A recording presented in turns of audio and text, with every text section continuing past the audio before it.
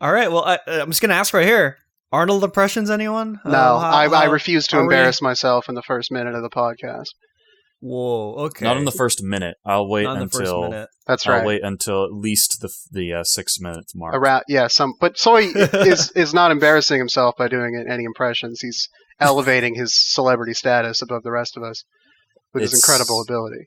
With his two highlights. Yes, I'm clearly YouTube famous now with what I think sub 10. Okay, views don't each video. acknowledge. Yeah. Don't acknowledge because when we were famous, people come back to the it. million views that we. No, wait, we can't go too high then because then no one will want to. Just don't even talk. Just do the impression. Well, I'd say that working on this podcast is like coming. It's like having sex with a woman and coming. Ooh, hitting us with the strong Right shit. away. We're getting to the climax. The climax some of might say. the double climax of the movie. It's not the climax for me. I think there's a part that's better. So that's the twist that's coming up. Yeah. Today we're watching Pumping Iron from 1977. Mm-hmm. Ooh. Yeah. Who knew about this? I think I asked it previously, but let's just ask it again. What did you guys know about this before watching? Fucking nothing. Surprisingly, I knew it existed. I just only knew it existed. I had seen some bits of it, including the coming clip and also the milk is for babies. Men drink beer. Yeah. That's right. Yeah. I had no idea and I'm surprised because I guess it's literally the beginning of Schwarzenegger and Lou Ferrigno's careers. But I mean, like, technically incorrect. Arnold Schwarzenegger was in film before he was that. already. Was he? Was Yes. Hercules before this? Yes, it was. That was 1969. I love that movie because in the credits, because the director was like, well, we don't know if people are going to be able to pronounce his name. We'll call him Arnold Strong. That's Which awesome. I think is a pretty to good play name. off of the co-star Arnold what was his name? Like the guy who played like Pretzi or something? Never seen it. It sounded very similar. Well, I have done some research on it in the past, and that's like the few bits of trivia that I know is that is technically the start of his film career. But this is where he got famous. This is when he became a household name. Kind of. Because this was a hit. This movie was a fucking... Yeah. But it's important to know that this wasn't his success, because Arnold was very accomplished before this movie. Well, yes, bodybuilding. No, he was already a millionaire. So, for those that don't know, Pumping Iron is a 1977 docudrama about the world of professional bodybuilding, with a focus on the 1975 IFBB Mr. Universe and 1975 Mr. Olympia competitions. It centers on a then 28-year-old Arnold, who had already won the Mr. Olympia title about 5 times, I think it was. 5. And yes. Just no modesty or humility, just not an ounce anywhere in his massive, oversized, excessively muscled body. I think maybe if we caught him 5 years ago, it might have been different, but after the scene where he's like, well, before I go to a competition, I have to close myself out. I have to. It's becoming cold. I actually, we'll get to that, but used to freeze. I love that. I have sequence. I have a lot of info about all the dramatic stuff Arnold says. Yeah. Here. So the thing about this being a docudrama is that it fails at both being a documentary and a drama because it's bullshit, but it's also not a fictional story. So it's also neither. It's not boring. So it's like it helped make me enjoy it. So I can't really be mad at it. It kind of works, but like I don't know how ironically you guys enjoy this movie. For me, it's pretty ironic. Like it's pretty much because it's stupid. I legitimately liked it. So I don't know if I could tap in enough to say that it was ironic or not, but like I legitimately enjoyed it. For me, I would show it to more people.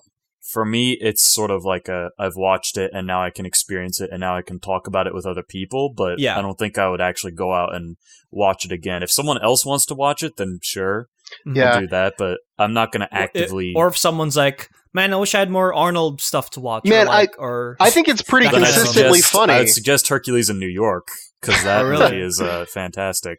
If you want some Arnold action going on, they had to dub his lines in, by the way. Because his accent was so thick. You mean Arnold Strong? Yes. Different guy. Yeah. That should be the new meme. I wonder whatever happened to Arnold Strong. Yeah. No one's done it just because no one knows about it. I wrote a lot of notes. While watching pages. it compared to Stalker. Yeah, but I'll skip some of it, I'm sure. Because it's a lot more dense of a film than Stalker was. It's so dense. Yeah. I can't retread this funny ground because it's just gonna leave me with a bad taste. So here's a little bit of what is it? Not backstory. History of what Mr. Olympia is. It's a title awarded to the winner of the professional men's bodybuilding contest at Joe Wader's Olympia Fitness and Performance Weekend, an international bodybuilding competition that is held annually by the International Federation of Bodybuilding and Fitness, also known as IFBB. Mm-hmm. The contest was created to help Mr. Universe winners continue to compete, so they can keep earning money. Because when you win it, like, what are you gonna do? Right. What happens after you're stronger than the universe? Exactly. I was actually really surprised to find out that Mr. Universe wasn't higher. Mr. Olympia was the higher one. Yeah, but I mean, I guess really it makes sense because the gods are above all. Gods are above all, yeah. That doesn't make sense. Now a little bit of behind-the-scenes history of the movie itself. It was shot during the 100 days leading up to the Mr. Universe and Mr. Olympia competitions and during the competitions themselves. The filmmakers actually ran out of funds to finish production and stalled for 2 years. I remember reading that. Oh, yeah. And then Schwartz himself, I think, and maybe like another guy, teamed up to raise the funds to finish the movie. He offered himself as a tripod for the film, actually. Yeah. Because the camera is heavy enough that you need a bodybuilder to hold it up. Yeah, he kept lifting it up and down, and initially they were like, well, we need a steady shot. No. Yeah, so we mentioned that Schwarzenegger and a couple other bodybuilders, so I only read this on Wikipedia, right? Him and a couple other bodybuilders went to help raise funds for the film, and then it was later released in 1977. But what I didn't know was, it just said, they helped raise funds. So I'm like, oh, okay. But then I watched a documentary about this docudrama called Raw Iron much later, and then apparently him, and then they have this on video, like they have everything on video for that thing. Arnold and a couple of the bodybuilders went to like a high concept art show, and they stood and they just posed on a turntable. Like that's literally, and there was a crowd of people just watching them. And it was just Arnold doing like a statue pose, and then he just turns around. And just turns around. That was the whole. Nice. That was it. But that's what a bodybuilding show kind of looks like, isn't it? Because they just kind of stand. Yes, but this time there's people watching and trying to dig more deeper than how it is superficially. Yeah. Oh my god, that fucking sculpting line. Actually, I didn't get heated, but like he was trying to turn the temperature up on me. Like he was trying to get me heated. He was trying to turn the thermostat up.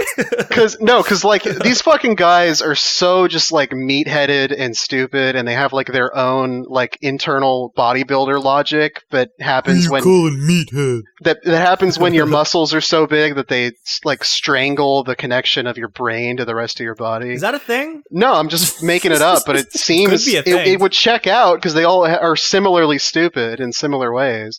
So Dunk's writing his doctor's dissertation on. That's right. But like the part where he's comparing it to sculpting, and he's like, "Well, sculptors do the easy way because they can just lop it off," and it's like we have to do it the hard. And it's like, are you fucking serious? Like we have to lift weights. This guy thinks that like his personal escalation of just being a hyper masculine, excessive figure is somehow comparable to like real artistic expression. Finally crafting a block of marble, which takes a great deal of finesse. Well, yeah, and it's imagination. I mean, I don't know. Maybe I'm just being an elitist, but to me, it's an objectively better form of expression than just exercising beyond the point of any practical necessity just because you want to look like a fucking cartoon character. I mean, I think it's pretty stupid, but no, it's valid. That's part of the reason I thought this movie was hilarious, ironically, because I just thought they were all stupid and like closeted homosexuals, or at least bi-curious. Now that's too far. No, but like, okay, so there's this part early on in the movie, and this is what informed that lens, right? Because Arnold is at the prison, and he's showing off his body to the prisoners. I know what you're talking about. Yeah, yep. and there's like an implication, like one of the prisoners, the guy prisoners, is like, I want to kiss Arnold. Right. And he's like, I heard they have guys like you here. And it's like, oh yeah, this is the 70s. These guys are all still homophobic, and yet they're hanging out in Speedos and showing off their bodies to each other, and no one's even like, no awareness. Complete lack of awareness on everyone's part. Well, they probably weren't aware of it, to be fair. Well, right, but that just became like the center of my entire analysis of the rest of the film because it happened early on, and like that's why I found it so funny most of the time. How would you react if he did give him the kiss? I wouldn't have... if he didn't say that and he actually gave him the kiss and didn't say anything, I probably wouldn't have framed the rest of the movie that way, because it wouldn't have reminded me of the like ever-present aura of homophobia that existed in the 70s in America. Yeah. So like if that hadn't been like clearly demonstrated by that sequence, then I wouldn't have been thinking about it for every second of the rest of the film, probably. But as it happens, that's basically everything that I thought about the film comes from that. So I can't stop thinking about Arnold Schwarzenegger kissing prisoners. Yeah, well, yeah. I mean, not directly, but unconsciously. Right. So just couple more notes here, fellas, before we start into the meat. The film became a box office success, and this is what made Schwarzenegger a household name. So sorry about that, Hercules and soy. And the film also helped popularize bodybuilding, which was still somewhat niche at the time, and helped inspire the fitness craze of the 80s.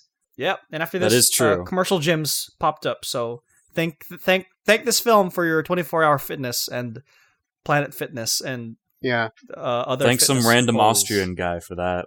Did you guys know what this film was originally going to be? It's kind of ridiculous what it could have been. It was going to be about the intricacies of the blast furnace. Look, have you been doing blast furnace research recently? Is that why? Or are you big old blast furnace fetishist? No, I wouldn't say I'm a fetishist, but I'm definitely a proponent of shoving people in a blast furnace and turning them into iron. Nice. Pumping iron. That's good. No, so originally the film was going to be like kind of I think it was still going to be a docudrama. I'm not really sure, but it starred Bud Cort, the young guy in Harold and Maude. Wow. And it was going to be following him as a skinny guy working to be a muscular guy. And he was training at Gold's Gym, and then he was with Schwarzenegger, and they have some raw footage of him just trying to like riff and be funny. There was a behind the scenes of Arnold just being like, it's not going to be very good, is it? And he's like, no, it's bullshit. or it's going to be shit. Like something to that degree. It was like one day of filming, and then he left. And then he gave all of his payment back to the filmmakers so that they could make a better movie than what they were going to make with him. Well, that's nice of him. Yeah. So I assume none of the footage with him in it made it. No, but it is. But like, there's a lot of behind the scenes footage in Raw Iron, which is the documentary about this, and it's good. I don't know if you guys would want to watch it, but like if you want to see some cool things, go ahead. That actually turned up when I searched Pumping Iron, that documentary turned up first, and I was confused. It's like, wait, why is it? Oh, it's okay. Yeah, it's there's a lot older of than that. Iron docs. There's this. There's a Pumping Iron 2, which has a unique twist that I'll mention later. Yeah. And then like on Netflix, there's like fucking Generation Iron. And I'm like, what the fuck is this bullshit? Generation Iron 1, 2, and then there's a third one. Is that about Nazis? It's maybe because like the Iron Cross. I don't know. I'm just guessing, dude. I don't fucking know. Or is it about like the beginning of blacksmiths or the first ever blacksmith? I have no fucking idea. So I think it's pretty fair to say that I am a big fan of Arnold. Mm-hmm. I think he is a great role model. I think he's literally up there with Mr. Rogers, Tom Hanks, Keanu Reeves, and then from the stories of him breaking into the gyms to work out, or becoming a millionaire before starring in movies, and the little mind games with Stallone that made him star in fucking Stop or My Mom Will Shoot, which I've never seen. I don't even know if it's ironically good. And he's a nice, wholesome guy all around, except for the part where he had an illegitimate kid with his granny. Well, yeah, and I was going to say... You mean the nanny, not nanny. Granny. That's a different crime. I was going to say that I would agree with you if he never got into politics. That's the part where was he not a very good politician? He seems to care, I guess. It's not enough. Is that your bar? Depends on his policies. Is that your bar for good politicians? Because no, it's not. But that's very different from kind. Yeah, I think he's generally widely regarded as a bad politician. I don't know if it's just my political bias, but I think kind of across the board he's regarded as a bad politician. I don't know. But you fucking lived there, so you should know. No, I was a kid though. I was a kid. Right at the end when he left. Yeah, okay. I still wasn't into politics. I only became into politics, quote unquote, into politics. Yeah, I know what to complain about. Right. Until very recently. You know what? I became an adult. What you can complain about that people won't get mad at you for. I like to give this movie a kind of a nickname ever since I was watching it. I want to call it Beef, the movie. Mm-hmm. You guys know where that reference is? It's Vince McMahon. And he's like, there's a lot of beef here. Yeah. Well, we should do we should do a whole wrestling arc for next week. It's like an entire wrestling movie. Let to see about the wrestling arc, let me tell you. Yeah. That would be good. So I guess we should just get in the plot.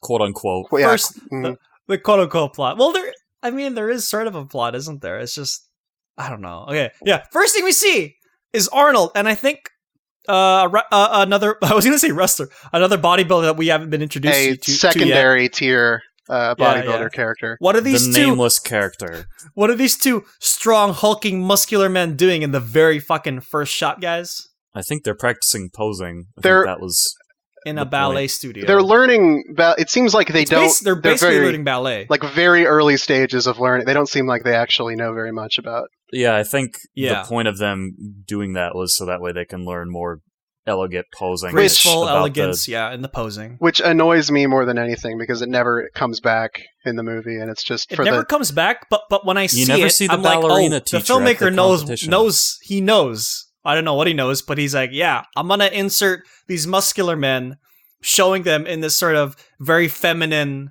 place and contrast it. Yeah, it's kind of a really basic bit to do. And then these muscular men are listening and then obeying not obeying, but like learning from like a really thin, fucking complete opposite lady who's just like a stick. Which probably makes it hard. Plan. No, shut the fuck up about the game plan. That's a movie. Now that you say that, I might suggest that for next. That's for the next Rock piece one, of right? shit. That's the Rock one, right? With what's her face? Yeah. Anyways, and then we already see that the whole doc is going to be shot in this sort of real style. Originally, I wrote cinema verite, but I realized I was using it in the wrong way, completely wrong way. So wrong. I have no idea where you even got like that term from, because that's like already kind of an obscure, pretentious art snob term. I went to film school. It sounds very pretentious because it's in a foreign language. Well, yeah, but it's also typically shot like real. It also typically not really, but no. I mean, it's.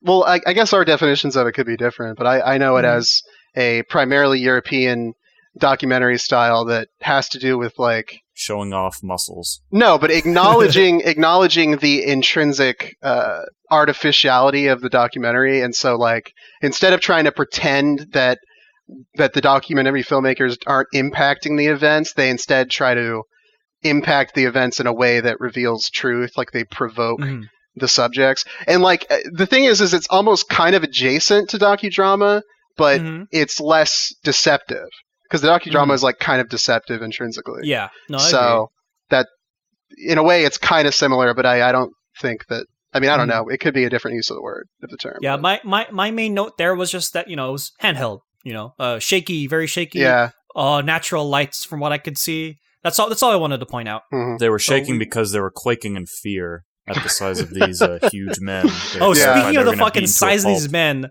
Arnold's there, and I'm just like, oh, Arnold, you look great, dude. Yeah. That's my note. That's my note there.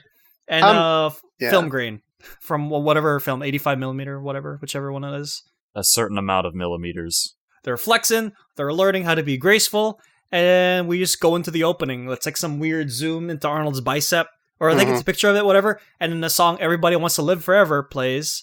And fucking Helvetica titles. I'm like, oh, this is so 70s. There's a weird thing all over that I, for some reason, wrote down. I don't know why I wrote that, but during the opening sequence where it shows like few clips of all the bodybuilders that are in the film, that we're gonna be introduced to, they all look like celebrities in like one shot each, and then every other time they're in the movie, they don't look anything like the celebrities that they look like. I may have just been really desperate to write notes. I have some notes here that are a muscular blank, right? But like in that first sequence, one of them looks like Bill Clinton, and one of them looks like Peter Stormare, and one of them looks like Paul Rudd's character in Anchorman. Actually, and I did notice a Peter Stormare. Yeah, looking right. guy. But they look less like those guys, like every second the movie. So I don't even know why I wrote it down, but I thought it was important at the time that one of them looks after the opening, after the song plays about I don't know what the. Fuck, I don't even remember what the song is like about, but I remember they say pumping a lot. It seemed like it was kind of explicitly about bodybuilding, like the lyrics. Yes. Which is fucking goofy. I want to say that, but I wasn't like... I felt it, but I don't really remember what the lyrics were. Yeah, but I remember hey, the song's kind of jamming. I wouldn't know what they're about either. If I had to guess, it's probably about living forever, not necessarily physically, but just in terms of fame. Yeah. Yeah, which is a recurring theme. These guys kind of want... Arnold, especially in this docudrama, wants that, definitely. Which is a recurring theme among these, like, low IQ, perpetually high school jocks that populate Not this film. all these bodybuilders are fucking Jorgen, whatever, from Jorgen von Strangle? Really? Then we're at Gold's gym, and then we have a narrator. I don't write down what he said because it was pretty setting wise. Of just like Gold's Gym, a very popular blah blah blah. I mean, he just appears sporadically throughout the film to give us a little bit of backstory on each of the bodybuilders that we sort of like an anime. Into their backstories, just like anime. Yes. Yeah, exactly. It's totally just like Arnold's up here in Gold's Gym. Fucking muscular Eric Idle comes in, jumps into Arnold's arms. He catches him easy, and Arnold's greeting everyone. You seem to interpret him as being a very nice, well-intentioned person, but I got the feeling he was annoyed at all these fucking people trying to talk to him here. Especially the guy who jumps into his arms, and then afterwards he's like, "You sick guy," or whatever the fuck dumb thing he says, and it's like, dude. Yeah. I would imagine he probably has built up a tolerance to it over the years, and probably at this stage he's probably still just like enjoying the glow, if I had to imagine. Like it's not getting to the point where he's getting irritated by it. I always sense malice behind his calm, charismatic exterior. I always sense that. You're gonna expose him for the lizard man he really is. Oh man. Of all it's gotta be like 5 lizard men inside of that fucking flesh suit. I mean, maybe. Yeah. 5 tiny little goblins stacked like up. They're holding it up like a trench coat. Because it's muscular. Yes. They're having trouble holding it up. They're like, right. How the fuck are you doing this? Arnold's there greeting everyone. We see that, at least for the camera, he's a nice guy that's greeting everyone. But of course, taking into account dunk stuff, however you interpret it. Oh, just ignore me. I'm crazy. Paranoid. He's the crazy old man in the corner. Shots of him just working out. Shots of everyone working out. And Arnold, and then I wrote this, who we would see as even the king then, has a big old struggling face as he does reps too. But it sounds kind of weird ADR. It is like the strangling face that he has in Total Recall where he's in Mars and he's suffocating. His eyes are bulging out. Like it's kind of scary. I didn't notice the whole eye bulging thing. He was definitely putting on a game face there though. Because I mean, like he does mention, if you want to keep yourself in tip-top shape, you do have to push yourself beyond your limits because that's how muscle grows. Is when you work out, it tears the fibers. That's his interpretation of what. Or no, are you actually giving the proper definition? Sorry, my bad. Well, this is working on from what I remember from school, but basically what happens when you exercise enough, especially when you do like bodybuilding type stuff, is if you work out enough, the muscle fibers like they don't tear, but they weaken and they grow back like stronger, even stronger. Yes. Okay. That's really interesting. I never actually thought about that, now that I think about it. Yeah. The tongue is the strongest muscle in the body. Arnold finishes doing some pumping, and then he flexes in front of a mirror. Looks like a fucking Rob Liefeld drawing, which I would assume. I think Rob did the trace of him. That fucking infamous Captain America with the big old titties. Oh, God. Narrator jumps back in. Arnold Schwarzenegger, 6'2", 240 pounds, Mr. Olympia for 5 years. And then Arnold's audio bleeds through an interview, and he goes, he hasn't been beaten in 7 years. And he has this really insightful line about how it looks weird when you don't do the thing, but when you do the thing, it's like a different thing, you know? And I was like, whoa, man. Yeah, holy shit. He compares people that think bodybuilding is weird to people that race cars. And he's like, it's no stranger than going a quarter mile in 5 seconds. And they go to a quarter of a mile in a half a second. That's crazy. I think that's crazy. Then right after this, Arnold says the fucking gorgeous line. So I can hear a little something for this. The greatest feeling you can get in the gym, or the most satisfying feeling you can get in the gym, is the pump. Let's say you train your biceps, blood is rushing into your muscles. That's what we call the pump. Your muscles get a really tight feeling, like your skin is going to explode any minute. And it's really tight, and it's like someone is blowing air into your muscle. It just blows up and it feels different. It feels fantastic. It's as satisfying to me as coming is, as in having sex with a woman and coming. So you can believe how much I am in heaven. It's like I am the feeling of coming in the gym, getting the feeling of coming at home, getting the feeling of coming backstage when I pump up, when I pose in front of 5,000 people, I get the same feeling. So I'm coming day and night. It's terrific, right? So I am in heaven. I love how he draws unnatural attention to the fact that it would be with a woman if he was having... just pointing it out. I think that's reading into it a little deep. Like, well, I know, but I'm like I told you that this lens has informed everything. I mean, like, especially when you consider that it's a method of being able to come in the gym with other sweaty, muscled dudes. It's like, I guess I'm not saying Schwarzenegger's gay. I'm saying that, like, everyone has a bi-curious phase. The fact that they're not, like, I don't know, not acknowledging it's kind of weird, I guess. Well, yeah, but in this era, no one's allowed to have their bi-curious phase without getting, like, ridiculed for it. So they've all just been sort of saving up until their adulthood, and they haven't... They said to themselves, we'll wait until there's some sort of online social media.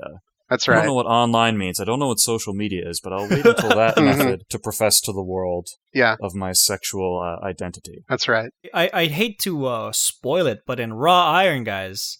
the follow-up documentary, Arnold Schwarzenegger comes out as gay. Arnold is actually asked about this. He says that it's not better, both are good, and that he made most of this stuff up because he knew it was a way to get attention. Yeah. The more sensational you are, the more you'll be quoted and be in the papers, and it fucking worked. So it's not even docudrama trickery. It's just that he fucking was dishonest. It's for the meme. Couldn't you say they were doing a documentary and he was playing a character in it? Then it would be docudrama trickery, but... It's as much of a character as you can have in a documentary, Well, right. He's still a bodybuilder, you know what I mean? Like, he still has to be that. I guess the point is if there wasn't any other trickery, like there was no docudrama narrative added in to the plot, he might have still done that just because he knew that it would have an effect. It would make, it would make him sensational. Right. The guys would watch the movie and they'd be like, I like coming in women. Mm-hmm. I like that too. Yeah. He knows what he's doing and it worked. Other guys who are suspiciously repetitive and saying how much they like pussy. They just keep saying it over and over again. It's like, we get it, dude. What are you talking about? I just love my cat. Then we get the scene that Dunk was mentioning before, where Arnold's in a fucking federal prison. Okay, wait, no. First, we got to talk about how he sexually harasses that woman, though, because that's an important detail. Like what does he make her take off her shirt? Or she? No, yeah. He's like, let her take off the shirt. It's not really shown. I wrote it in here. It's suspiciously cut away. She takes his shirt off, and he remarks that he kissed. He kisses the woman that helped disrobe him, and that she hasn't had a kiss in years. And so it's like, and I thought that was mean at first, but then we learned it's a prison. It's a men and women's prison. So I'm like, oh wait, okay, that's why he's saying that. That's completely separate though. That's not about the harassment. It's more about the thing I thought was mean when he said it. The fact is that he kissed a woman randomly without permission or really any romantic contact, so he would be absolutely obliterated by Me Too. Yeah, but she hasn't had a kiss in years. Yeah, I know. But it's like, and then the gall of after that implying that she's like all dried up is really fucking kind of cold. Yeah. So it's a bad 1-2 punch. Arnold's up there flexing.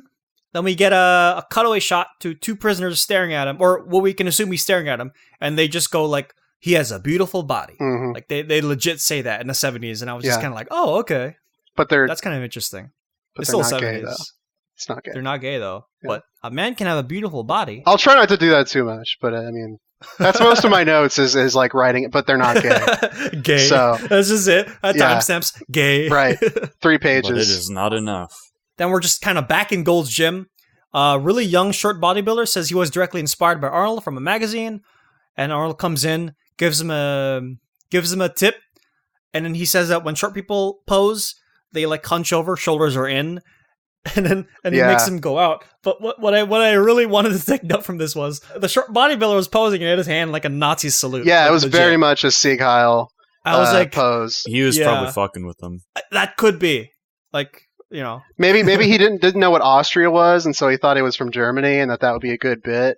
But then Schwarzenegger just didn't get it because he's from Austria, and too much. He doesn't even know what Germany is. Yeah, he doesn't know what World War II is. He's actually accidentally a Holocaust denier just because he doesn't know about it.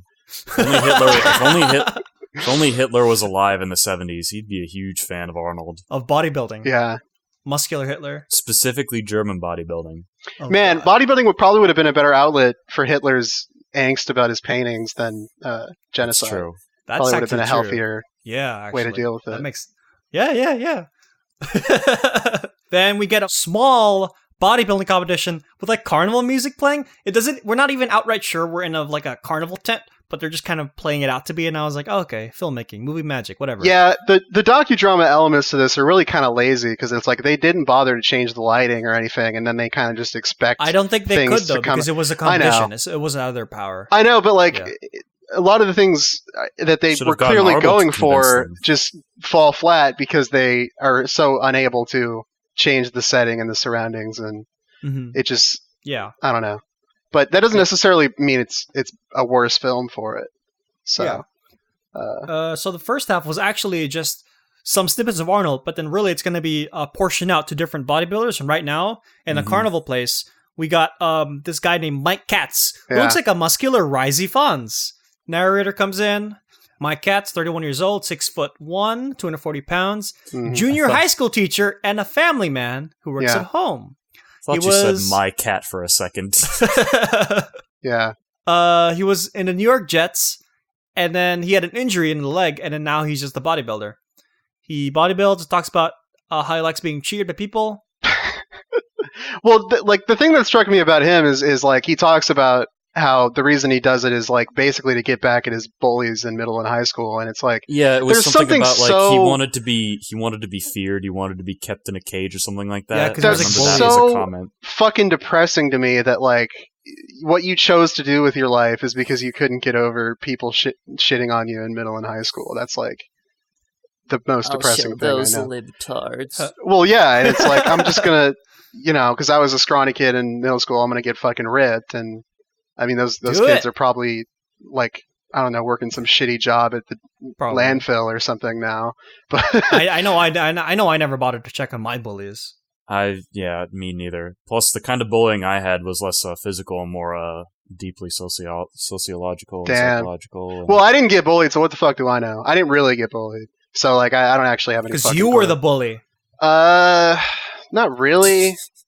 I don't know. The fact that you thought about it, you're like, did I actually? I mean, maybe, probably. There are isolated incidents of both me being bullied and me being the bully, usually unintentionally, but not enough that I would describe it as a constant on either end. Now those little wimpy kids, now they're big old muscular boys. Yeah, but you realize that I was also a wimp. Like, it was weird because I was wimpy as fuck, but I'm just tall. So people didn't mess with me because I'm tall, even though I'm actually, like, I couldn't do anything. See, I'm the same way, but I was the new kid around that time. Yeah. I was bullied, so that was never fun. Right. Fun fact, Mike Katz was paid $1,000, or he agreed for $1,000 to sign the release to be in the film. Yeah. Is that a lot, or... I don't know. It'd probably be a lot in like 70s money. Like, but is it a lot for like if he got royalties or something? If that's even a thing they could have been offered. Probably... I don't think royalties were considered necessarily for the lesser bodybuilders, maybe.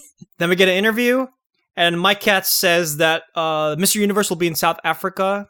Or I think either Mr. Universe or Mr. Olympia, but somebody's going to be in South Africa. I'm pretty sure it's Olympia. Yeah. Mr. Olympia will be held in South Africa. That's what he sounds like? What? No, that's what a South African accent sounds like. Cause That's not what a South African sounds like. I've never been, so it's up to you guys to duke it out. Mari's epic South African accent that he's too embarrassed to do right now. That's right. Uh-huh. So why don't you shut the fuck up then? How about that? How about you shut the fuck up? Fuck you! Fuck! What the hell was that? I couldn't get it out. So yeah, it's between him and Ken Waller from somewhere. And Ken Waller. Ken Waller's a ginger fella, and we see him playing football. And he's like, Katz is no challenge. And then he says, I'm gonna hide his shirt. Yeah, that was like comes up really stupidly. I have a thing for that later. Then we're just in South Africa, I guess. Admits to sabotaging the fucking. He does, or does he? He's was there. Actually someone else. He had the fall guy. I assume it's docudrama trickery because it's fake as fuck. It's so fake. But as of right now, we're in South Africa.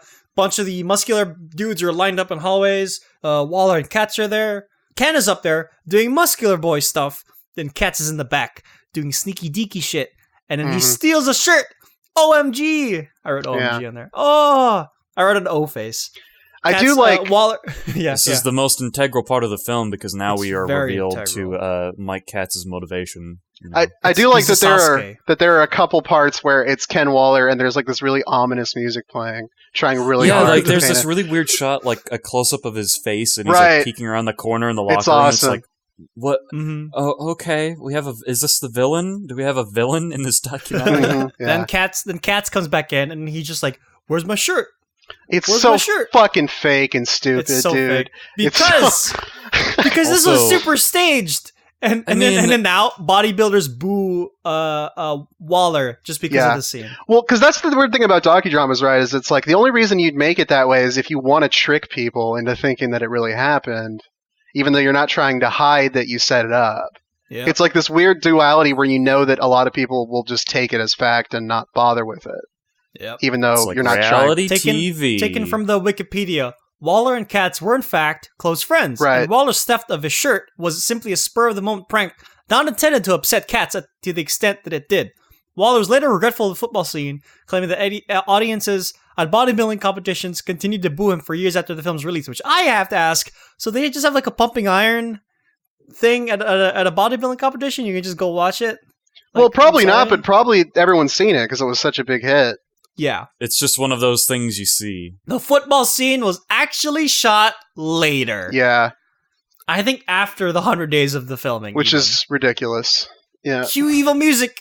Zoom into Waller's face. And he looks like a muscular Kirk Douglas. The celebrity muscle boys never end. And then fucking Katz gets obliterated. Yes. He gets fourth, which isn't even a real place. It's like all they only because mentioned he didn't have his it wasn't shirt. because, for your information, Mike Katz was fourth. Which, if it was some other guy, they probably wouldn't have even said anything. I know. Yeah. It could have been faked. That could have been a really good ADR. Oh, but we forgot to mention, it wasn't too long ago, but there's a part where Katz is talking about how even when he loses, he always wins the crowd, and he always gets the most applause. Yeah. And I'm like, you fucking egomaniac! Like, what do you have, like an objective scientist measuring the crowd response? Like, yeah, of course it sounds like they love you the most, you fucking idiot. He's get the popular vote. He doesn't get the electoral vote. Yeah, according to him, and I feel like that may be an unreliable statistic. It's almost like people screaming is an unreliable measure. Yeah, almost, huh? Almost. You know, I mean, Monsters, Inc. proved that it could be used as a power source, so maybe they were onto something. So with Ken Waller, he won first place. Katz is in the back, and then he's just kind of there, and then we just hear like thank you, and then everyone's clapping for him, and he's just like, yeah, but at least I have my wife and I have my kids.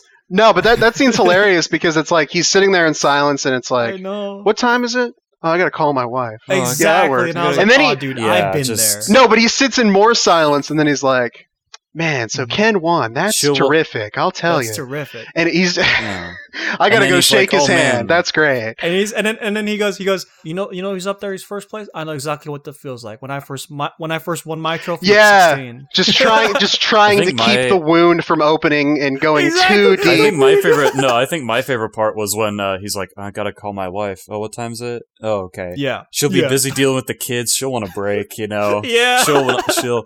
Yeah. He probably already knew what time it was. He was trying to fill the silence, so it wasn't obvious that he was just like aching. Cause not fill the silence, but he's like, oh, I've been quiet for too long. I better make up for it. And that like, kind of a weird thing. It is kind of sad because I feel like his brain is just broken. Because to him, like the guy that gave him a swirly is still winning and yucking it up. As he's in the toilet. But also, docudrama. The research I did says they were friends. But also, I think it's less so rivalry. Sadness and Marshall just, I didn't win. Yeah. Well, and didn't even get like second or third or anything, too, is also... Yeah. Stay tuned for next week when we cover the sequel documentary, Cats Don't Dance. Oh, yeah. Mike Katz just goes, hey, can you guys do like a thing where it says... And in fourth place. For your information, in fourth place. I think that would be really good for the movie. The more I think about it, for your information. Here's the thing, guys. The more I think about it, the more I think that might actually be what happened. Because did they really order the places after the third? Like, do they really go to the extent to No, I don't think so. I don't think so, no. It seems almost like they But I wouldn't just say it's said that. I don't want to say it was Katz's idea. For sure, it was just the filmmaker. No, it was probably just because there was such a hubbub about him being the underdog that they didn't want it to be too much of a... Yeah. We should have followed the Welsh guy. Which is part of the problem. It's part of the problem of a docudrama, because that's the one part you can't change the outcome of. So even if you paint a guy as the underdog and he still fucking loses and gets in fourth place, that's your movie now. Tough shit. It's like, well, sucks to suck. Right. That's the moral. Don't suck. So, Katz lost. We fade into what? Fucking Arnold in a photo shoot with like muscular girls, and I'm thinking, I don't know what the shoot's for. He has like a exercise equipment. I thought. I don't think it was that, because there was no logos. But yeah, Arnold's there working out, having the life, right? And I'm just like, oh yeah, what a contrast. Trying to sell, who's like balding and shit. I wouldn't be surprised if the balding helped made him lose too, to be honest. Married and a huge loser, and if there's one thing that always counts in a bodybuilding competition, it's the hair. Dude, I wouldn't be surprised, because, you know, they're not supposed to, but like, how can you not? They'd have to come up with bags on their head or something, you know? Like, come on, yeah. They just wear paper bags on their heads. Of course their faces matter in this competition. Of course ugly, the face matters a little bit. Like, I guess in terms of like the that's neck, true for any sport, because like people will always be biased based on like in Olympic sports where like all the chicks have like booty shorts on or whatever, or like and it's like that obviously has an impact on the judges whether they acknowledge it or are aware of it or not. Modern bodybuilding competitions, everyone's very tanned because their muscles look better when they're tanned. So that's why if you look at it now, everyone's just like a dark, super tan motherfucker, and I'm just like, oh. Thank God we at least got pumping iron out of this before they all fucked it up and looked gross. Do they still get all oily? I can't watch this if they look like that. Do they still oil up like one of those? Yeah, I think so. Arnold's there, photo shoot, whatever. Music cue, old photographs of Arnold comes in, and I'm like, oh sweet, young Arnold. It's basically a documentary now for Arnold, a little mini documentary. Mm-hmm. That's what I thought it was going to be. Like going into this, but that's what this segment is. He's the star. He's the one on the poster. He's the one the thing. It makes sense that his would be the most documentary thing. I don't know. I know what to say, but like the most like, oh, I know what this is right now, because that happened, and I was like, oh sweet, Arnold time. He looks nothing like his parents. Did you guys kind of see that? Was there really a good shot of his parents? I didn't really... There was the one picture. One picture. Oh, I vaguely remember it. Yeah. Mm-hmm. Well, I mean, I look nothing like my dad, but when I look at pictures of him as a kid, we look very similar. Yeah. So we just get a little mini Arnold documentary, and then he said he moved to America. He seems to like it. Now we're just back to the photo shoot. Arnold and ladies, and then the short dude from the earlier ballerina segment is like off to the side, and then the cameraman makes a choice to be like, we're zooming in on Arnold and back out, and we see Arnold on the left, and then the muscular guy on the side just kind of looking, almost like the filmmakers are like, yeah, this is how it is right now. Arnold is the king right now. There's a lot of shots where you can tell that people are like lesser than Arnold, and they're in the area, and they're just and it's bad enough that he's already this giant. Like, right. I think he's like the tallest guy, I think, that we see next to Arnold, really. Then we cut to Arnold. I don't know if there was stuff in between, but I do just write, then just cut to Arnold saying, "Milk is for babies. When you grow up, you drink beer." Well, that's a good line. Is that before or after he talks about how he wants to be a dictator? Because that part needs to be discussed. I wrote everything in chronological. I think that's right before. Yeah. Because... I mean, but it's like right after, so... Oh, yeah, in a documentary, he goes... he's driving, and then they go, Arnold, what do you want to do after this? And he goes, I want to be the president. And a lot of everyone was just like, oh, Arnold, you fucking kooky guy. Get in the you crazy guy. Yeah. Yeah. But how little did they know. Mm-hmm. But we do get a very narcissistic line right here, where it's more Arnold talk, and he talks about the idea of being remembered for thousands of years like Jesus. But he talks about dictators like he wants to be a dictator.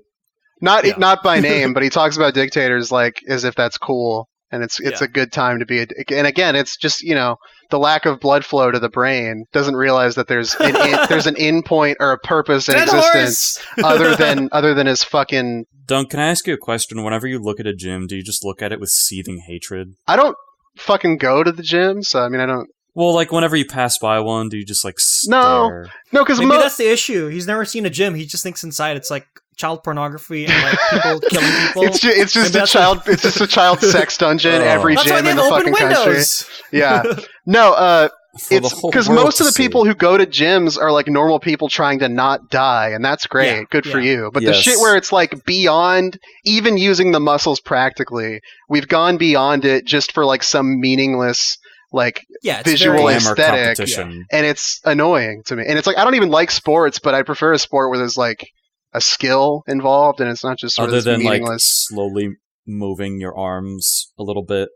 Right, and flexing. And it's not necessarily a skill, it's just like dedication. And it's as much a skill as like maintaining your morning routine, you know, making your bed and brushing your teeth. I mean, like knowing how to get your muscles to look the way you want them to look. I'm sure there's a artistry to that. Well, there's a skill in building your routine to keep yourself in shape. But it's not just going through the motions, because people have a specific result they want to get, and that may vary depending on like how they feel at a certain time. I mean, it's like it's as much in artistry or sport as anything else. Is I just don't like it. I just think it's stupid. So I'm not trying to like say that it's objectively lesser. It just irritates me because it's. I would rather watch the polo matches. I mean, I don't fucking care, but yeah, probably if I had to pick between the two. So from this fucking beautiful, I'm saying fucking a lot here. I'm just trying to like segue it. You keep saying fucking and Arnold. I think you're trying to tell us something. I'll try to limit myself. After Arnold's all cool in the photo shoot, we cut right to Lou Ferrigno eating dinner with his family. Okay, Lou Ferrigno is the only person that I like all around. I also liked him in this movie. Really? I met him once. Yeah. At Kamikaze, which is now called LA Comic Con, but I met him. I said, hey Lou, I've never seen your show, but my mom's liked your show a lot when she was a kid. And he goes, "What? Sorry, I can't hear." And I was like, "Okay, goodbye." Oof. That's bad. Okay. That's how it goes. I'm not good around celebrities, even Lou Ferrigno's. Even around Lou Ferrigno's messed up ear. Now we're not only introduced to Lou, we're also introduced to his to his dad. Mm-hmm. To his dad, and his dad said, "I met Arnold once, and I said, be careful when you get to Africa, because Lou is going to be waiting for you in the shadows." Which is awesome. Which is so badass. He's going to assassinate you. Yeah. In the end, I didn't end up liking his dad. Narrator comes in again. Lou Ferrigno, 24 years old, 6'5", 275 pounds, former sheet metal worker, Mr. America, and twice Mr. Universe. Now contender for the Mr. Olympia title. We see him taking a shit ton of pills. So many pills. Yeah. So many supplements. I assume it's like vitamins and shit. The fact that he lives with his parents is the most humble that any of these motherfuckers gets in the whole movie. Arnold's in the bachelor bet, but they never show that in the doc. That's in the raw iron. And he seems like such a wholesome guy, Lou does. That he lives with his parents and they're very supportive of his sport. Funny you guys are mentioning that Lou is like the nice guy and Arnold's the bad guy, because that was intentional. The whole thing was shot to be the opposite. Where Arnold was the bad guy, and Lou is supposed to be the underdog bad guy. Sorry, Arnold's going to be the good guy. It was shot the exact opposite. Yeah. But that's what I meant, though. I said Lou is the guy I like. Sorry. And Arnold is... Although he's clearly playing up his villainous tendency. It's very clear. So you're saying you like him, but I'm actually saying that you weren't supposed to like him. It was like this weird... Oh, yeah. He was supposed to be unlikable, but the hero... Right, okay. Yeah. I'm just going to say it again, I guess. Sorry. Arnold was supposed to be the good guy. The likable guy. The champion good guy. Lou was supposed to be the bad guy, underdog, guy's going to dethrone him. I think I'm such like the exact opposite of what even though Lou has no intentions of doing that. Yes. I guess I'll just say it now, so I don't forget it. Arnold is shot in like a well-lit area, right? And then Lou, whenever we see him work out, it's always dark. Whenever Lou's on, it's always very dark shadows. The idea, but it just barely even manifests itself. But instead what it comes across as is Arnold's the king, and he's a pampered guy, and he's having it so well. And then Lou is this guy in the shadows, very humble. If anything, I would say... Working hard, yeah. Working hard, right. yeah. Gotcha. If anything, I would say that was more the dad they were trying to paint him like as the villain, motivating. We're gonna see a lot of that later on. The dad's kind of a dick. Yeah. He has good intentions. We'll say it right now. He has good intentions, but he does some stupid shit that he just did not help as much as he was helping physically. He was not helping mentally. His dad left the New York City Police Department to oversee his son's training, which is very admirable. He says when they first met Arnold walked by them, and his dad said, "I thought God has just passed us." And he asked his son, "What do you think, Louis?" And Louis says, "Gee, Dad, he's big." Yep. Gee, That's Dad, right. He's big. Yeah, I think he even went like, "Gee, Dad, he's big." Yeah, pretty much. And then they talk about reading muscle books, which just sounds like gay porn to me. So that's another books. Yeah, and then it's like I used to come into his room he's at 2 and 3 in the morning reading the muscle books with his cock out. Those muscle papers. The muscle papers. And then I'd take them from him and I'd read them myself. Mm-hmm. We'd share. Lou's doing reps. We got a straight up Hulk face with his giant chompers. Back to the dinner table again, where we just were. His dad says, "You're gonna go toe to toe with Arnold. Like, stand right next to him, pose just right against him." I'm like, oh, his dad's just like the Rocky trainer, but more overbearing. And not nearly with as heavy of an accent. Now we're back to where you want to be, Dunk. Arnold's in the Muscle Beach with his bros. Or I think it's a park, but in the beach, lying down, and then all of his friends are just like trying to give Arnold all these like poetic euphemisms and analogies, and then Arnold like just doesn't care. Just bounces right up because it's like the king of the hill can only go down, and it's like or stay up, and I'm gonna stay up, and that's the fucking end of the conversation. It was the Eric Idle muscular guy. Yeah, and he's like Arnold, you're king of the hill. You got to be the king of the hill, wolf of the hill, and then as Dunk said, he's got to go down sometime. Or he can also just stay up. It's like having sex with a woman and coming. Well, if it was Hank Hill, actually, he'd say it was like fixing a carburetor. Yeah. Lou's back in his local gym. Right when he walks in, we see a dopey guy. Little dopey muscular guy just trying to work out. And I felt like that was so exploitative because that guy's just like trying to not die of a heart attack or whatever. Yeah. And they took footage of him and sandwiched it between Arnold and Lou Ferrigno as bodybuilders and just like tried to it's just a comic relief at the expense of this poor guy. Poor guy, yeah. Yeah. And he wasn't like stage or anything in the Raw Iron thing. Lou Ferrigno's even like, we walking in the gym and we see that little dopey guy. Yeah. Like, poor guy. You see Dopey from Snow White? This is when I was going to mention that Lou was shot in the dark. Butler decided to capitalize on Schwarzenegger and Ferrigno's contrasting personalities and cast the film as the story of a heroic but sinister underdog, and that just does not come across. Yeah, okay. Against a charismatic, powerful, quote-unquote villain, Schwarzenegger. Which comes across a bit better, but not perfectly. Yeah. To this end, Butler intentionally avoided filming Ferrigno's training sequences with bright lights, and emphasized the open-air atmosphere of Gold's Gym and the sunlight at the Muscle Beach for Schwarzenegger's training sequences. Totally didn't work. It's still lit, the sequences with Lou, so it's really not that big of a contrast. Yeah, it's pretty lit. Fam. It's lit, but there's more shadows than Schwarzenegger's, which I think is the more. But it has far more sinister interpretation. But that's where he's like pumping and like yelling Arnold while he's doing reps. Pumping, he's yelling Arnold. I want to beat him. Yeah. More weight. And I'm like, this guy's gonna hurt himself. I want to beat him. And this is right when I realized that this is the only activity that's more masturbatory than literally masturbating. Yeah, but like Arnold said, it's like coming. Right, but it's like wrong. It's somehow closer to the essence of jerking off than like literally jerking off. He's imagining Arnold while he's pumping. Right. It's like jerking off taken out of the immediate sensory area and brought into the abstract, philosophical, metaphysical area of the brain. We're getting a lot of back and forth shots. Arnold and then Louis, Arnold and then Louis. And then at one point, I think it's the very first one, we see Arnold working out with smaller pause here. Louis has like a whole team of people that are like almost forcing him to work out so they can keep pushing him. But then we see Arnold, smaller people, I think it's just like 2 people, almost very private despite the very open gym, which is very opposite to what we had with Louis. We see a muscular Fred Armisen counting. 2 hot German girls are on Arnold's back as he's working out his shoulder muscles, I think. And at least like German too. Like, at least one of them is not wearing a bra. That is the extent of my research on these two. Oh, this is these 2 women. Why are 2 German girls in Gold's Gym? Like, did they just scout them? Like, I don't know. What happened? I don't know. It works. It works for the narrative. Arnold had them shipped over. Back to Louis in the dark gym, literally dropping weights, going, no more. Then it's like the helpers have to force him to work out by giving him more barbells. I got a present for you. And then right after, his dad goes, "Phew, I'm tired." I love that. Like, the dad says he's tired and starts wiping his forehead. Like, fuck you, Dad. What a contrast. Okay, so I think this was also around the time, I don't know if you guys noticed this, but there's a part where Arnold is in the gym and he's like spotting for this other guy.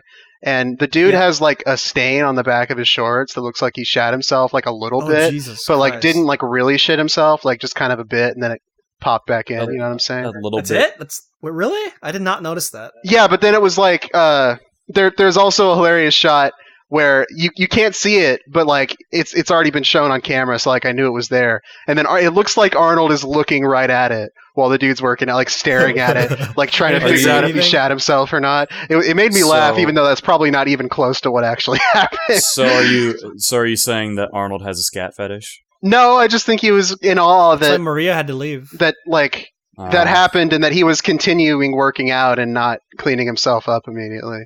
He was just like, what a shocking sight. The amount of dedication, he said. Yeah, he admires it, right. Back to Louis.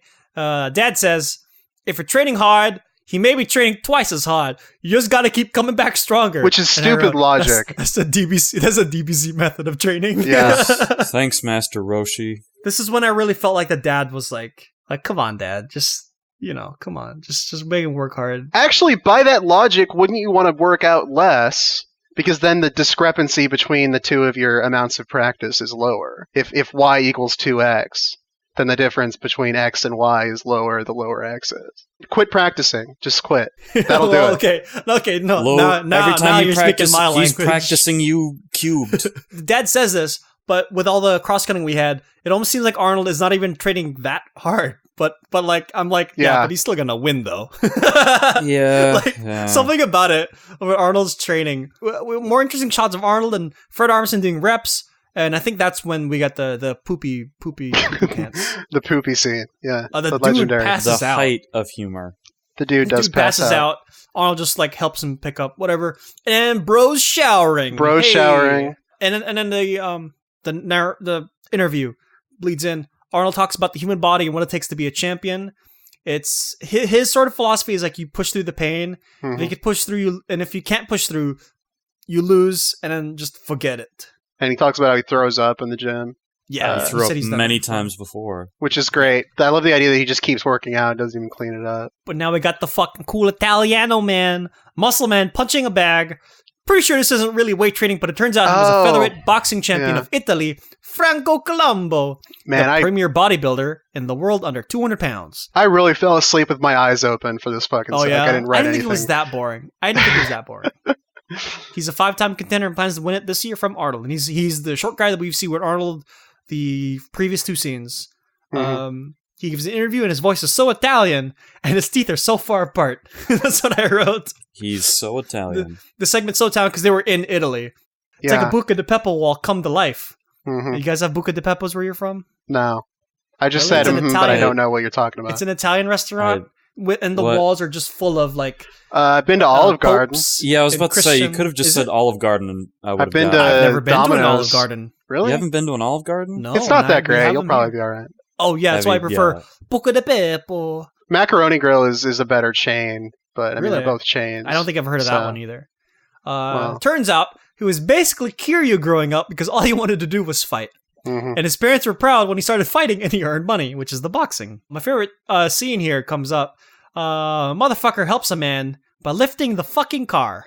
The car's trying to back up, and then Franco lifts the car, and he just kind of shoves it to the side. I don't even remember this fucking sequence. He parallel parked, or maybe not, but like a car got too close to him, and he's backing out, so he lifted up the back to give him like a better angle. The raw iron dock. They were like, we need a more Franco scene, or I think they were like, we need Franco in this more. So like, what can we do? Let's just fly to Italy and just shoot him in his hometown of Franco says, like 7,000 people, like some small village, and he's like, there wasn't much to do. I was just walking, and then I said, I can lift the car up.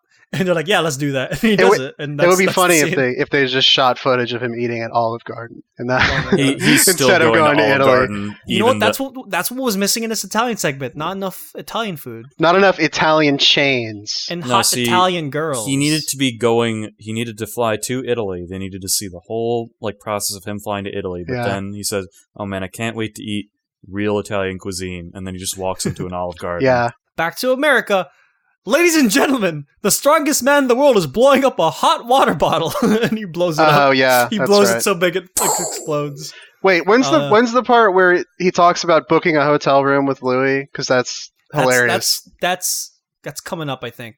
Yeah, that's like a few I feel like it's away. yes, okay, that's literally right after this next part. Did you guys not think that was like homoerotic? Because he's like, well, he says I'll do whatever it takes to win. Well, yeah, but the way he phrased, he's like, I spend one night with him. I go downstairs and we'll book us a hotel room for one night. And this night, he'll never forget it. We'll come to it. I'll mix him up.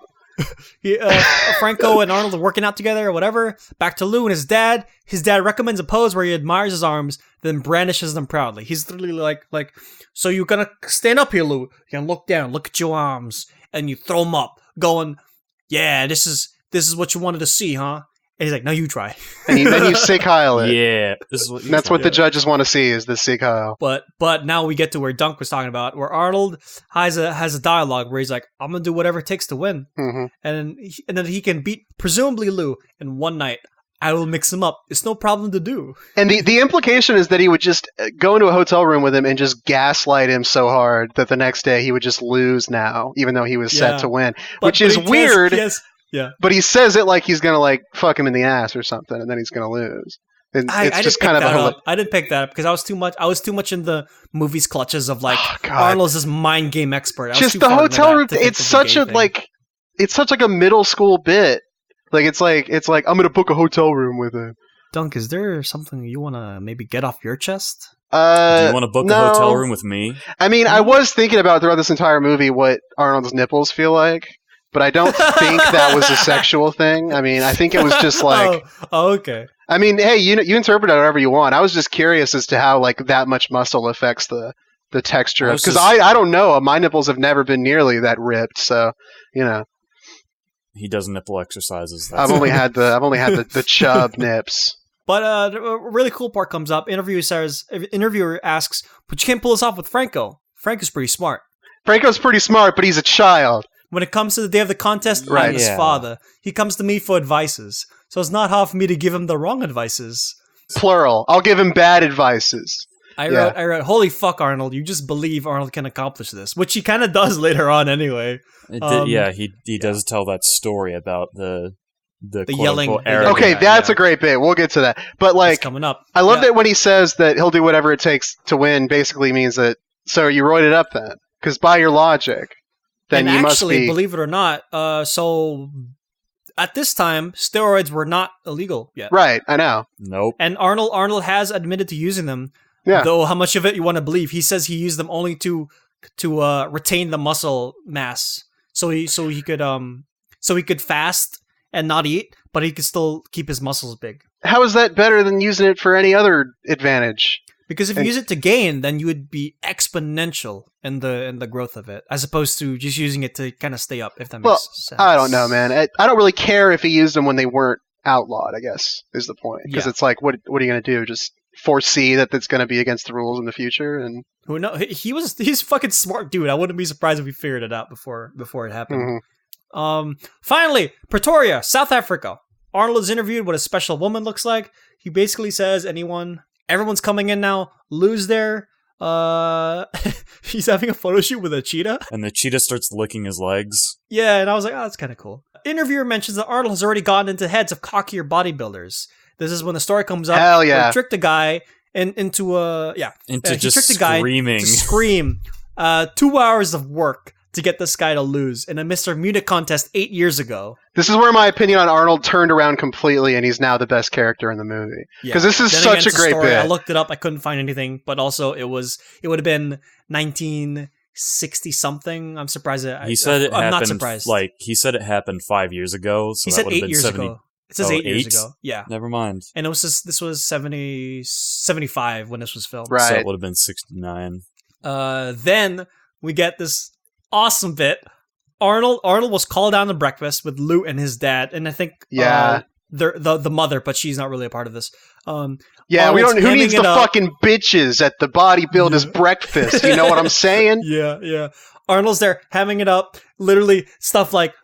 So you called me here for breakfast. You're trying to get in my head, and the dad is like, he's like, nah. Oh yeah.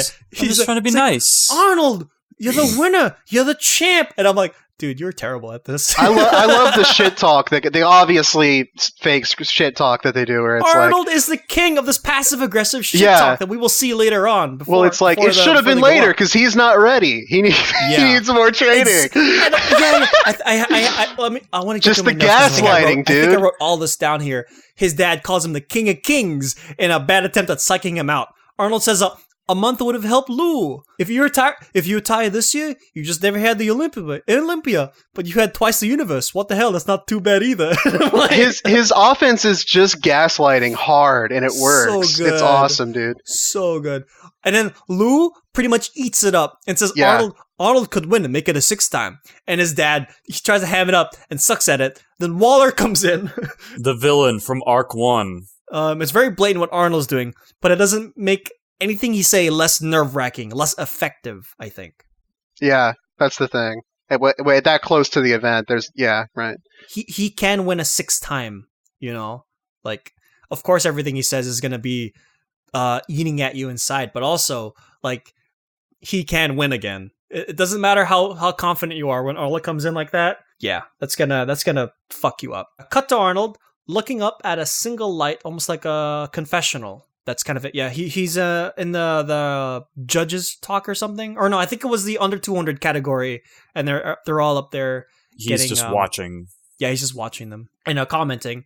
Now is like right now is when we actually figure out what the judges are looking for, which I thought was interesting, where they actually explicitly explain what the judges look for to win.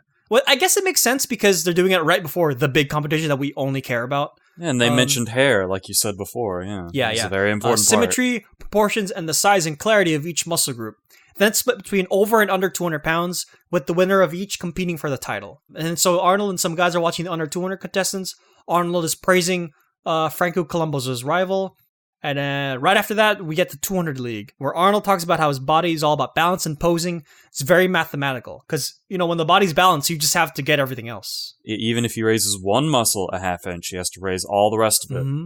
Which I thought was pretty cool, yeah. After posing, he then talks about having no negative influences affecting him before a contest. Yeah. But also applies like it fucking to bitches, all of the am I things. right? Like my dad he uses dying. a woman as an example. He's like, right. If you're with a woman and she breaks your heart before the competition, that's going to get in your head. Yeah, so he talks about how he doesn't want to get emotionally involved with a girl. I'll let you draw your own conclusions from that. But the part I really like about this interview is when he's talking about how he didn't go to his dad's funeral, because that's like actually some kind of badass.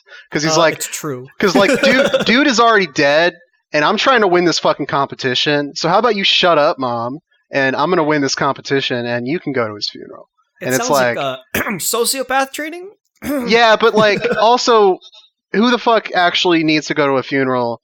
Like, it's just a charade anyway.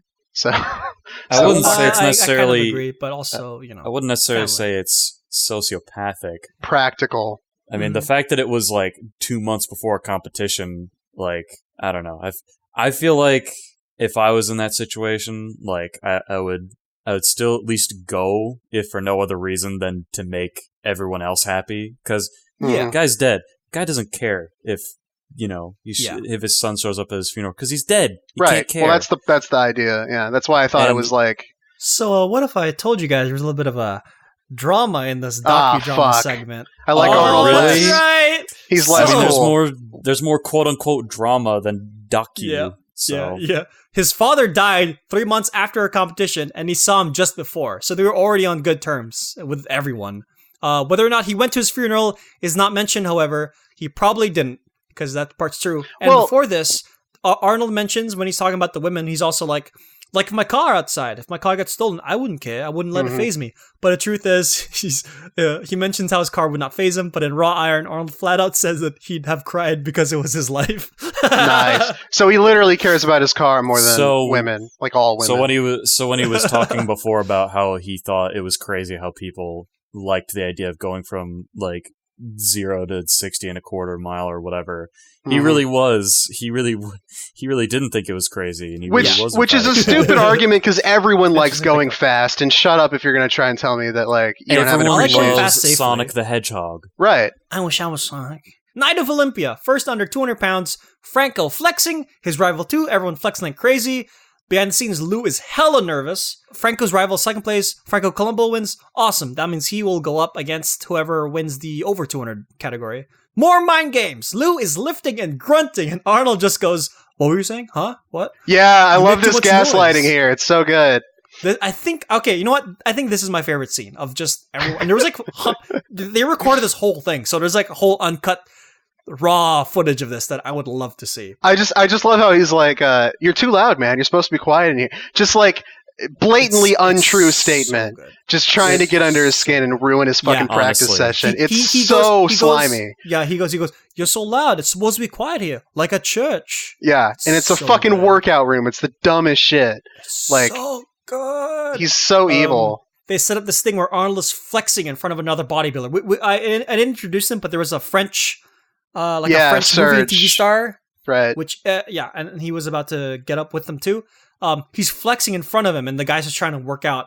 And then now Arnold is doing push-ups, he's doing push-ups right at the bottom where the guy's lifting a barbell over his head. And then Arnold freezes. He stares at him, and it's something like I see you too. There's a barbell over my head.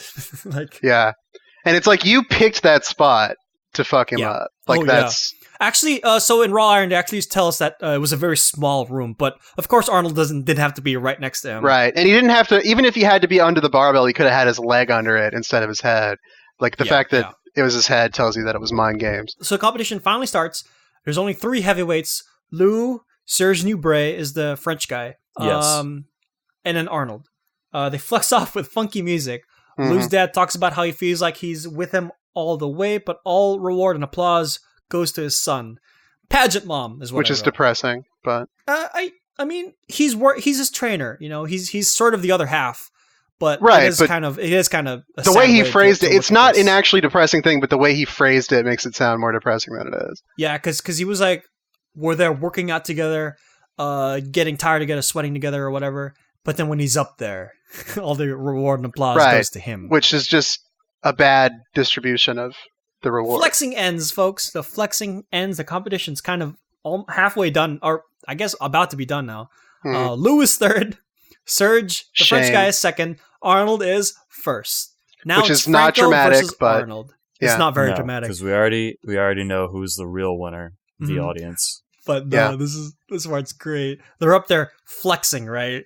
And then Franco, he's messes up, and he turns to Arnold and tries to talk to him for a good 10, 20 seconds, and Arnold's still just posing. I missed this entire sequence. And I'm like, oh my god, Franco, you fucked up. You idiot. The end of the film is like a blur to me. Yeah. It's okay. It's actually pretty short. Every time we're like, when is this scene coming up? It's right after, so that's because it just rapidly cuts from all these different... Exactly, yeah. Franco messes up. I actually don't know if it affected his performance. I'm assuming it would have, because he's basically choking. If he was on the clock, yeah. Arnold's in the zone. Cross cut with mopey Lou Ferrigno. Franco goofed, being too friendly. Like, Franco, come on, get your head in the game. Lou's dad probably helped make his son lose by making this competition kind of everything for Lou. Like, everything. Yeah, hyping it up way too much, right? Too much. You'll never get this chance again before he goes on stage. That's what you want to say. He says, 2 more years. Everyone here is a veteran. You got 2 more years. You're just a baby. After he said that he'll never have this chance again, he then says that 2 years. I'm watching this movie. I'm with them the whole time, and then when they're up there getting all the applause and then the love, it's all for them. It's not for me, You put in so much work sitting through this. I put in so much work hitting the record button. So Arnold's up there. he wins and he says, "I'm gonna retire." Which is like he leaves a winner. and then they're all feasting afterwards. Yes, everyone's eating. Arnold's smoking a fat doobie with a shirt that says "Arnold is numero uno." Imagine having a shirt that has your name on it. That just says your name is it's Lou's birthday. Yeah, it's so fucking ridiculous, dude. He goes, everyone's singing happy birthday to Lou. Yeah, birthday boy, do you have any words? And he's like, I just want to eat my cake. Yeah, I just want to eat my cake. I lost the fucking competition. Then everyone's in the bus ride home. Arnold and Lou's family is in the back seat. We got a shot of them driving home, whatever. It's like in the Raw Iron documentary, they explicitly go like, it's like breathing, everyone can relax. And I'm like, I do not feel relaxed because we got these two muscular, well, not only do we have these two muscular men like having to shove their shoulders because they're so fucking gigantic, but also I'm like, I don't think Lou likes you very much, Arnold. Yeah, at the end, and I didn't have any thoughts on it before, but at the end I really got the feeling that at least Lou hates Arnold. I don't know if they hate each other. I don't think hate, but definitely like... He definitely doesn't like him. You beat me, and then you were kind of a bad sport before you won. Mm-hmm. So like, and that's kind of it. We fade out. And also, you quit before I had the chance to beat you in legitimate competition. Right? Yeah, that's always the fun. That's it. Our conclusions time. But before we hit conclusions, I want to just say that there's a sequel to this called Pumping Iron 2, The Women. Mm-hmm. Self-explanatory. It was released 8 years after in 1985. And obviously I watched Raw Iron. It's a TV doc.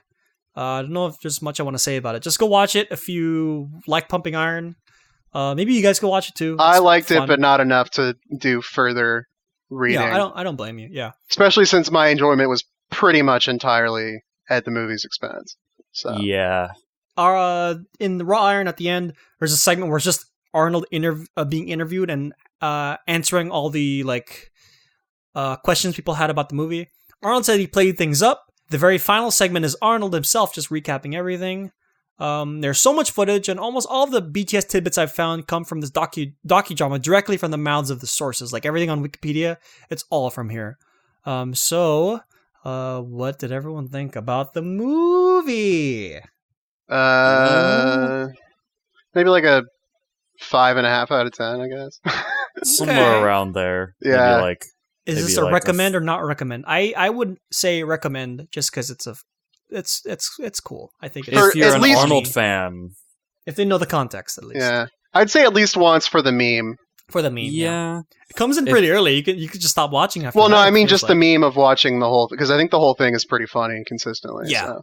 Yeah, it's good. I like it. Did the movie change what you guys think about bodybuilding, or did you just give you more context to the thing you already didn't like? I had never spent more than 30 seconds thinking about it before I watched this movie, so I didn't really have an opinion. Now I hate it because I think it's stupid and annoying. Ooh.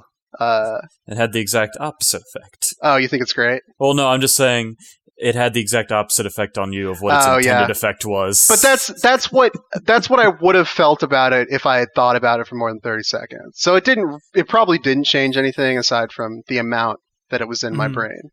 Honestly, I'm more neutral about it. I couldn't really care any more or less. Maybe if I saw it back in the 70s, if I was alive back then, it would have affected me more. Yeah, but when it was a thing you didn't even know about, it was literally back then. It was when it was a trend. Circus. It was circus shit back then. Mm-hmm. That's what it was. Yeah, and looking at it now, I mean, it was at least somewhat interesting to get some insight into Arnold's past and other than that, I would compare it to a nature documentary where. In a nature documentary, there's, it's always shots of just the animals just, doing their thing in the wild, and that's kind of what a lot of the shots in this movie reminded me of. It's just and here we see the wild Austrian as he picks up the barbell that's weighing a hefty 200 pounds, weighing in at 240 pounds. The Austrian we have a rare Franco Colombo here. We've got a real big one here. It's me, Steve-O, and I'm visiting all the bodybuilding gyms in the world. What? Was that Australian Steve-O? What the fuck? What is that character? Oh my god! I haven't listened to Steve Irwin in so long. Oh, Steve Irwin. I thought you said Steve-O. Yeah, and I was like, what Steve-O? the fuck, dude? What jackass have you been watching? Like, yeah. No.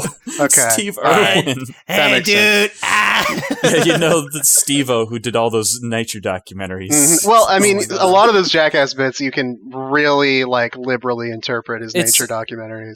When he eats that fucking goldfish, I guess you could argue that's a nature documentary. Yes. All right, well, that's her opinions on Pumping Iron. Now it's only up to what is next episode's movie choice? Soy, it's your choice, Mr. It Soy is. Man. I already kind of spoiled it to excited. Dunk. Oh shit! I don't remember. Are you serious? I forgot already. It's Watership Down. Yeah, I knew it. Oh god! I Is hear it- it's sad. Yeah, is it sad? Am I gonna get fucked up? I mean, I hear it's cripplingly sad. well, that's just from all the pussies online who can't handle a little bit of blood. Oh, Should we watch the new Watership Down Smack as well? talk. Because there's a new one, isn't there? There's a new one? no. No. There's We're not a new watching one. the original animated film that stars John Hurt. Isn't it? Oh, it's John Hurt, but as it's a animated? rabbit. John Hurt literally as a rabbit. Oh, okay. No, you know what's sad? Plague Dogs. That film is sad. These are all very out of context for me, it sounds like. I don't know what that is. I know even less about Plague Dogs than I know about Watership Ooh, Down. that's a fucking episode, okay? All right, you wanna well, talk about What can we expect in Watership Down? so Aside from Is Is the sad Watership stuff going to that I've stay seen. up, or is it going to... Is there actually a ship? Like, what happens? No, Watership Down is a reference to a place in England because the overarching plot of the movie is basically it's about these rabbits that live in a warren somewhere in England, and one of the rabbits has a prophetic vision that sees the What? warren getting destroyed, Okay. and the rabbit's older brother basically like organizes like as many rabbits as he can to leave the warren. And the first part of the film is about their journey, and then the latter part of the film is them securing their new home, which they find is basically this giant hill, which is based on a real location called Watership Down, I believe. I think that's what They made it into a real place? Yes. They made it into a real place, the real place that was referenced in the book, and in the movie, they then made it into a real place again. The idea that there's a That's cool. fucking charity or like foundation that takes fictional places and then turns them into reality Well, there as is a that, non-profit. in the book, and the film as well, is it mirrors the story structure of something like the Odyssey or the Iliad. Are we in high school freshman English? Did I get mixed up somewhere? Or? I never know. Yeah, we're not watching me. the Odyssey film. We're watching Mario Odyssey. And that's it. Okay, Thank you. bye. See ya.